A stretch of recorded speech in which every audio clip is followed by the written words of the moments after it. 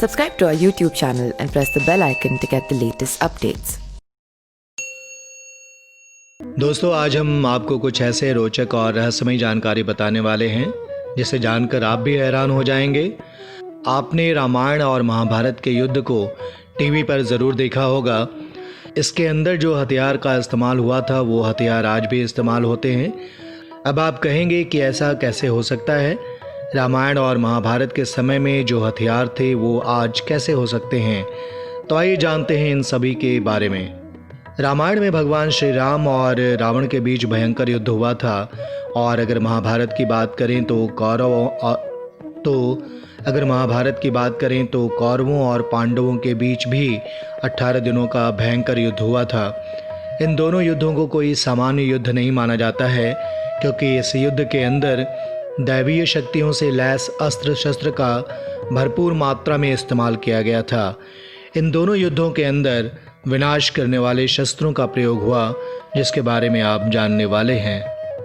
जैसा कि हम सभी को पता है, हमारे हिंदू धर्म में मंत्रों का बहुत महत्व होता है, जिससे मंत्रों का उच्चारण करके भगवान यानी ईश्वर की आराधना की जाती है, जिसमें कुछ शस्त्रों का इस्तेमाल मंत्रों को बोलते हुए किया जाता है। मंत्रों द्वारा शस्त्रों का इस्तेमाल करके दुश्मन पर प्रहार किया जाता था। आवाज़ से चलने वाले यंत्रों से आज इनकी तुलना की जाती है। महाभारत में देखने को मिलता है कि भीम के पौत्र यानी बर्बरिक, जिनको देवी शक्ति ने 3 बाण दिए थे, उनका इस्तेमाल करना महाभारत के युद्ध में सबसे ताकतवर माना जाता था। कलयुग में इसकी समानता टारपीडो से की जाती है। पशुपतास्त्र को भगवान शिव से प्राप्त किया गया था। कुछ शास्त्रों के अनुसार पशुपतास्त्र को ब्रह्मास्त्र से कुछ समय के लिए रोका जा सकता था, पर भगवान विष्णु के किसी भी शस्त्र से यह नहीं रुक सकता। कलयुग में इसकी समानता हाइड्रोजन बम से की गई है। देवताओं के राजा इंद्रदेव से इंद्रास्त्र प्राप्त किया गया था। इंद्रास्त्र जिनसे एक ही साथ कई सारे लोगों को मारा जा सकता है। अपने लक्ष्य पर छोड़ते ही ये जहाँ से निकल रहा हो वहाँ सब कुछ तहस नहस करता सीधे अपने लक्ष्य की ओर चल पड़ता है। कलयुग में इसकी समानता मशीन गन से की गई है।